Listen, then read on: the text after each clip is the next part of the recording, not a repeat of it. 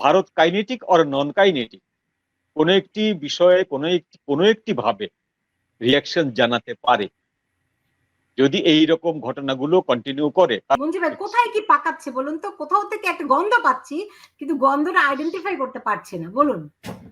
গন্ধটা খুব কষ্টকর কিছু না, আপনি যদি একটু ডট গুলো মিলাতে পারেন দেখবেন যে গন্ধটা আপনি পেয়ে যাচ্ছে। সামথিং কুকিং, কোথায় পাকাচ্ছে এটা আমরা সবাই বুঝতে পারছি। তো গন্ধটা হচ্ছে গত 3-4 দিন আগে ভারতের একটি সর্বদলীয় বৈঠক ছিল নরেন্দ্র মোদীর নেতৃত্বে।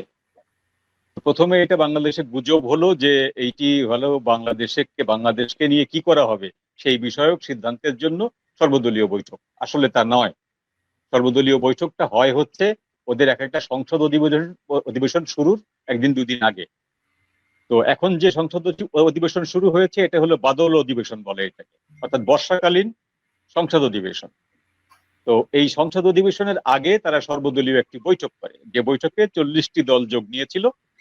সেই বৈঠকে যে বিষয়গুলো আলোচিত হয়েছে তার কোনো একটি বিষয়ের অর্ধেক বা সিকি পরিমাণও কোথাও বাংলাদেশ প্রসঙ্গটি ওঠেনি। সিম্পলি তার মানে এটা আসলে ছিল একটা গুজব। কিন্তু ওই বৈঠকের পরের দিন একটি বিশেষ কমিটির বৈঠক হয়। সেই বৈঠকে যোগ দেন ভারতীয় 3 বাহিনীর প্রধান, ভারতের জাতীয় নিরাপত্তা উপদেষ্টা, ভারতের আইডিএস এবং নরেন্দ্র মোদী প্রতিরক্ষা মন্ত্রী। এই যে বিশেষ বৈঠকটি ছিল শুধুমাত্র বাংলাদেশকে নিয়ে। বিশেষ করে গোপালগঞ্জের ঘটনাবলী পরে বাংলাদেশের যে সিচুয়েশন, এই সিচুয়েশনে ভারতের কি করণীয় বা ভারত কিভাবে এটা রিয়াক্ট করবে বা ওখানকার যে সংখ্যালঘুরা তাদের বর্তমান অবস্থা কি, এই ইত্যকার বিষয়গুলো নিয়ে একটি বিশেষ বৈঠক হয়। সেই বৈঠকের কোনো কিছুই কিন্তু মিডিয়াতে আসেনি, লিক হয়নি।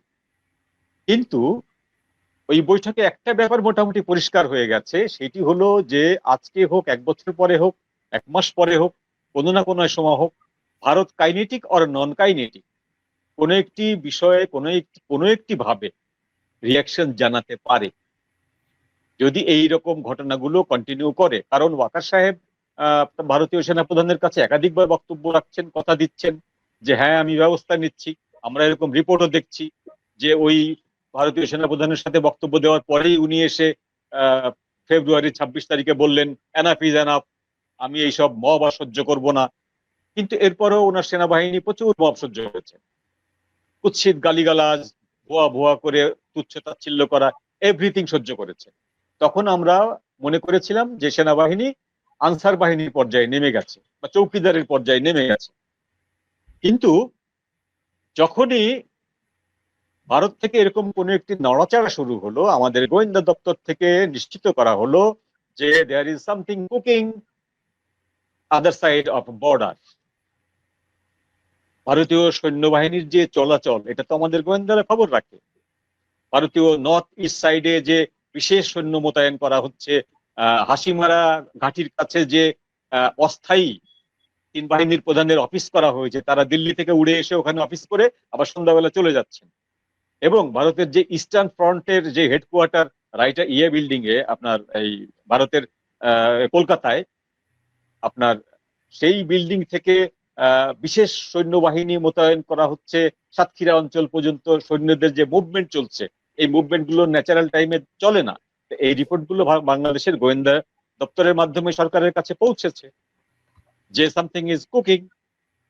তো এরপরে যখন এই ঘটনাটি ঘটেছে, আপনার এই মাইলস্টোনের ঘটনাটি ঘটেছে, তখনই ছাত্ররা পরের দিন যে নেমে গেছে, ছাত্ররা নামার পরে দুটি তাৎপর্যপূর্ণ ঘটনা ঘটেছে। একটি হচ্ছে তারা শেখ হাসিনাকে প্রত্যাবর্তন করাতে চাইছে এবং তারা বলছে শেখ হাসিনা সরকার ভালো ছিল, এই সরকার খারাপ, এই সরকারের অধীনে আমরা নাই, আমরা শেখ হাসিনা সরকারকে বরণ করব, আমরা শেখ হাসিনাকে ফিরিয়ে নিয়ে আসবো। এই কথাগুলো সরকারের গোয়েন্দা দপ্তর বা সরকার মনে করতেই পারে যে এখানে আওয়ামী লীগের অনুপ্রবেশ ঘটেছিল, ছাত্রলীগ, নিষিদ্ধ ছাত্রলীগ, তারা এখানে অনুপ্রবেশ ঘটেছিল। কিন্তু যদি আওয়ামী লীগ ছাত্রলীগ না হয়, যদি সাধারণ ছাত্র হয়, তাহলে এটা সরকারের জন্য অ্যালার্মিং যে মাত্র 12 মাসের মাথায় 11.5 মাসের মাথায় এই এরা কি করে আবার সেই ফ্যাসিবাদের গুণগান গাইতে পারে, সেই ফ্যাসিবাদকে ফিরিয়ে আনার মতো দুঃসাহসিক কথা বলতে পারে। এইটা শোনার সঙ্গে সঙ্গে তাদের পায়ের তলার মাটি সরে গেছে, এবং পায়ের তলার মাটি এমন ভাবে সরে গেছে যে কারণে নুরনবী ভাই যেটি বললেন, যে একটি শোকের দিনে স্বাভাবিক বোধ বুদ্ধি সম্পন্ন মানুষ হাস্য তামাশার কোনো কাজ করে না, যার কিচ্ছু না। ধরুন আমি, আপনি এবং নুরনবী ভাই, আমাদের তো ওখানে কোনো সন্তান মরেনি, আমাদের আত্মীয়রা কেউ ওখানকার শিক্ষক ছিল না, আমাদের কিচ্ছু না। আমাদের কথা বাদ দিলাম, একজন শ্রমিক, একজন কৃষক, যার কিচ্ছু নেই, যে জীবনে কোনদিন মাইলস্টোনে ছেলে পড়াতে পারবে না, পারবে এরকম কোনো সম্ভাবনা নাই, সেও পর্যন্ত শোকার্ত। সেখানে রাষ্ট্রের দায়িত্বপ্রাপ্ত ব্যক্তিরা ওই শোকের দিনে শোক ভুলে তারা 4টি বিশেষ দলকে ডেকে, যে দলগুলো হচ্ছে তাদের স্টেক হোল্ডার, তাদের ক্ষমতার অংশীদার, সেই দলগুলোকে ডেকে বিশেষ মিটিং করছে, যে বিশেষ মিটিং এর একটি মাত্র এজেন্ডা, সেই এজেন্ডাটা হচ্ছে যে আওয়ামী লীগ ফিরে আসছে, হাউ টু প্রোটেক্ট দেম। আপনারা আমাকে এই বুদ্ধিটা দিন, আপনারা আমার পাশে থাকবেন। সিরাজদৌল্লার বক্তব্যের মতো গলায় জড়িয়ে ধরে সিরাজদৌল্লা লাস্টে বলেছিল না যে আপনারা কথা দিন, আপনারা আমার সঙ্গে থাকবেন লড়াইয়ের শেষ পর্যন্ত। তো জগৎ শেঠ, রায়দুল্লাহ সবাই তো কথা দিয়েছে। তো বিএনপি কথা দিয়েছে, জামাত কথা দিয়েছে, ইসলামী শাসনতন্ত্র আন্দোলন কথা দিয়েছে, এনসিপি কথা দিয়েছে। আমরা ধরে নিলাম যে তারা কথা দিয়েছে, আপনার কোনো ভয় নেই, আমরা সাথে আছি। তাতেও তিনি নিশ্চিত হতে পারেননি। পরের দিন উনি 13টি দল বা জোটকে ডেকে আবার একটি সভা করেছে, এবং তারাও তাকে নিশ্চিত করেছে কোনোভাবেই আমরা ফ্যাসিবাদকে কামব্যাক করতে দেব না। এবং এই 2টি সভা থেকে যখন উনি নিশ্চিত হয়েছেন, তখন ওনার রাতের ঘুম এবং দিনের আহার মোটামুটি স্বাভাবিক পর্যায়ে এসছে। এইটি হলো মোট প্রক্রিয়া। এখন এই যে আপনি যে হাসনাতের যে বক্তব্যটি দিলেন, এই বক্তব্যটি হচ্ছে যে তারা ওই যে ঘোষণাটি দিয়েছিল, মাইলস্টোনের প্রাক্তন স্টুডেন্টরা এবং অন্যান্য সারা ঢাকা শহরের অন্যান্য স্টুডেন্টরা যে সচিবালয়ের গেট ভেঙে যে বক্তব্যগুলো দিয়েছে, এই বক্তব্যগুলো তারা নিতে পারছে না। তারা কোনোভাবে হিসাব মিলাতে পারছে না যে তাদের ডাকে রাজুতে জড়ো হয়ে সেক্রেটারিয়েট দখল করে ফেলছে যে ছেলেরা, সেই ছেলেরা এখন সেক্রেটারিয়েট দখল করছে উইদাউট তারা। সেই ছেলেরা, সেই ছাত্ররা এখন সেক্রেটারিয়েট দখল করতে যাচ্ছে without Hasnat, without Sarjis, without Nahid. এই জিনিসটি তারা মেনে নিতে পারছেন না, যে কারণে তারা এই সমস্ত দায়টি চাপাচ্ছেন ডক্টর ইউনূসের উপরে। যে ডক্টর ইউনূসের এই যে ছেড়ে দেওয়া ভাব, যারা এরা তারাও ধরে নিচ্ছে যে প্রফেসর ইউনূসের যে পরিমাণ, তারা ধরে নিচ্ছে যে ডক্টর ইউনূসের যে পরিমাণ ব্যর্থতা, সেই ব্যর্থতার পরে যে গণরোষ, এই গণরোষ আজকে যে ধুমায়িত হওয়া শুরু হলো এই মাইলস্টোন ঘটনার পরে, এই গণরোষকে যদি এখনই থামানো না যায়, তাহলে এটি আরেকটি জুলাই অভ্যুত্থান হতে যাচ্ছে। তারাও ভয় পাচ্ছে, তাদের পায়ের তলা থাকার মাটিও কিন্তু শক্ত নেই। তারা জানে যে সবার কিন্তু পালাবার জায়গা হবে না। বাংলাদেশ থেকে চারিপাশে তো ভারত এবং মায়ানমার, এবং এক পাশে বঙ্গোপসাগর, সবার কিন্তু পালাবার জায়গা হবে না, সবার জন্য কিন্তু ভিসা রেডি হয়ে নেই। সুতরাং তারাও ভয় পাচ্ছে, তারা ভয় পেয়ে তারা আগাম সরকারকে বার্তা দিচ্ছে যে নরমে হোক, গরমে হোক, কঠিনে হোক, তরলে হোক, যেভাবেই হোক আপনি পরিস্থিতি ট্যাকেল করুন, otherwise Awami League should be come back. আবার এসে যাচ্ছে, ডক্টর নবী তারা এই ভয় দিচ্ছে। মঞ্জুরুল যা যা বললেন এইটা একটা প্রেক্ষাপট, কিন্তু আমরা জানি যে ক্ষমতায় সেনাবাহিনী একটা বড় স্টেক হোল্ডার।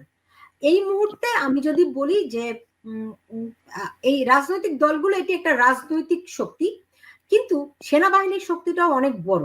তো সেই ক্ষেত্রে ডক্টর ইউনূস সেনাবাহিনীর সমর্থনটি তো পুরো উদ্যমে পাচ্ছেন, তাই না? তো সেই ক্ষেত্রে তার কি আশঙ্কার খুব বেশি কারণ আছে? আমি প্রথমত মঞ্জুর ভাইকে ধন্যবাদ দিই, সুন্দরভাবে প্রেক্ষাপটটা বর্তমান পরিস্থিতি ব্যাখ্যা করেছেন। তো আপনার যে প্রশ্ন, আমি একটু দ্বিমত পোষণ করি যে বাংলাদেশে যে পরিবর্তন হয়েছিল, এইখানে এই যে দলগুলো, এদের কোনো কার্যকরী ভূমিকা ছিল না। ভূমিকাটা ছিল আপনি যেটা উল্লেখ করেছেন সেনাবাহিনী। সেনাবাহিনী যদি 3 অগাস্টে তারা যদি সিদ্ধান্ত না নিত যে তারা বৈধ সরকারকে রক্ষা করবে না, এবং তাদের ভাষায় যে জনগণের উপরে আমরা গুলি চালাবো না, বৈধ সরকারকে রক্ষা করার জন্য এই আধুনিক যুগে গুলি ছাড়াও মব কন্ট্রোল করা যায়।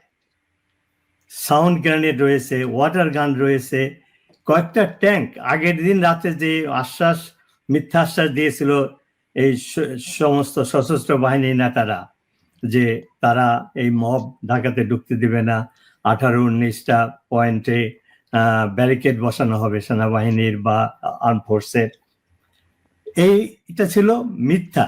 কারণ তারা, আমি সবসময় যেটা বলেছি, এখন সবসময় বলি কিন্তু পসিবলি মানুষ জানে না, সেটা হলো যে সেনা আইনে যারা অফিসার হিসাবে শপথ গ্রহণ করে তাদের সেই সেনা আইনের 31 ধারায় লেখা আছে, সরকারের বিরুদ্ধে, দেশের বিরুদ্ধে যদি কোনো ষড়যন্ত্র হয়, কুয়েড অ্যাটেম্পট হয়, যে কোনো ষড়যন্ত্র হলে ওই সেনা অফিসারের দায়িত্ব তাৎক্ষণিক ব্যবস্থা নেওয়া তার সেই ষড়যন্ত্রের বিরুদ্ধে। সেটা যদি তার ক্ষমতায় না থাকে তাহলে তার ঊর্ধ্বতন কর্মকর্তাকে জানাতে হবে। তো সেই আইন, এবং তারা যদি ব্যর্থ হয় সেই অফিসারের বা সেই সেনার কোর্ট মার্শালে বিচার হয়ে মৃত্যুদণ্ড হবে। যে এত বড় একটা ষড়যন্ত্র হলো, যেটা আমরা ডিটেইল এখন জানি সাধারণ মানুষ হিসাবে, সেনাবাহিনীর ইন্টেলিজেন্স সমস্ত ব্রাঞ্চ এটা জানতো। তো তারা কেন ঊর্ধ্বতন কর্মকর্তা অর্থাৎ প্রধানমন্ত্রীকে জানায় নাই যে ষড়যন্ত্র হচ্ছে, অথবা তারা জেনে শুনেও কেন 5 তারিখে সকালবেলা ব্যারিকেড বসিয়েছিল? একটা খবর আমি জানি, উত্তরা, যারা টেলিভিশনে দেখাচ্ছিল, সেখানে এক ব্রিগেডিয়ারের নেতৃত্বে ব্যারিকেড ছিল। 11টার দিকে কোনো লোকজন ছিল না, 11:15টার দিকে 100 জন 50 জন শ্রমিক এসে হাজির ছিল, কোনো মব ছিল না। তখন ব্রিগেডিয়ার সেনাপ্রধানকে কল করে জিজ্ঞাসা করে যে এখানে মাত্র কয়েকশো লোক আছে, আমি কি করব? তাকে অর্ডার দেওয়া হয়, তুমি ওই ব্যারিকেড উঠিয়ে নিয়ে চলে যাও, তুমি এয়ারপোর্টটা রক্ষা করো। এবং এই একই মেসেজ যত 18-19টা, আমি একজাক্ট নাম্বার জানি না, যেখানে পয়েন্টে ব্যারিকেড বসানো হয়েছিল সব উদ্র হলো, হাজার হাজার লক্ষ লক্ষ মব ঢুকে গেল। তো কাজেই সেনাবাহিনী এই ষড়যন্ত্র জানতো, এটাকে বন্ধ না করে তারা উল্টো সিদ্ধান্ত নিল, সেটা তাদের অপরাধ। আর যে অফিসাররা, কারণ আমি মুক্তিযুদ্ধে ছিলাম, আমাদেরকে ট্রেনিং দেওয়া হয়েছে, শেখানো হয়েছিল যে কমান্ডারকে split of a second decision নিতে হয়। সে মিটিং করে দরবার করে ডিসিশন নেওয়ার সময় তার থাকে না।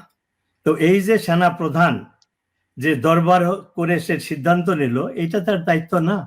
এবং এই যে সমস্ত এখন আমরা জানি, তখন জানতাম না, সেইখানে যে অফিসার বলেছিল যে আমরা সেনাবাহিনীর বিরুদ্ধে আমরা গুলি করব না, তখন সেনাপ্রধান বলেছিল আমি প্রেম করি নাই, প্রেম আমার উপর এসেছে। What a Seely comment. সেই অফিসার, সে এখন মেজর জেনারেল, সে এখন যশোরের জিওসি, তার নেতৃত্বে গোপালগঞ্জে এই হত্যাকাণ্ড ঘটেছে। এবং তার পরিচয় কি এখন বেরিয়েছে, সে হলো জামাতের রোকন, যে এখন সরকারের কি ইলেকশন কমিশন না কোথায়, তার ছেলে। এবং এই যে মেজর জেনারেলের আত্মীয় ফুফা শাশুড়ি হলো রেজওয়ানা চৌধুরী, ওই যে এনভায়রনমেন্টালের কি বলে সেন্ট মার্টিন আমেরিকাকে দেওয়ার নেতৃত্ব। তো আমার কথা হলো যে এইভাবে সেনাবাহিনীতে সব স্তরে লোক ঢুকেছে এবং তারা এই সিদ্ধান্ত নিয়েছে। তো এই সেনা প্রধান বা আমাদের সরকার, তারা ব্যর্থ হয়েছে গত 15 বছরে এইভাবে যে জামাতের পন্থী অফিসারকে নিয়োগ দেওয়া হয়েছে। এবং আরেকটা রিপোর্ট, এটা আমি এখানে উল্লেখ করতে চাই না, যে এই সেনা প্রধান, এই মেজর জেনারেল যে জিওসি, সে 15 কোটি টাকা ঘুষ দিয়ে ব্রিগেডিয়ার থেকে মেজর জেনারেল হয়েছে। আমি একটা পত্রিকা দেখেছি, সত্য মিথ্যা আমি জানি না, কিন্তু এবং একটা ব্রিগেডিয়ারের 15 কোটি টাকা দেওয়ার কথা না, সে কোথায় পেল? সে খবরও বেরিয়েছে এটা জামাত এই টাকাটা দিয়েছে। অর্থাৎ জামাত শুধু এইটা না, কোটি কোটি টাকা তারা খরচ করেছে সেনাবাহিনী তাদের অফিসার ঢোকানোর জন্য। জি, তো কাজেই বুঝতে পেরেছি। আমাকে শেষ করতে হবে, আমাকে শেষ করতে আচ্ছা হবে।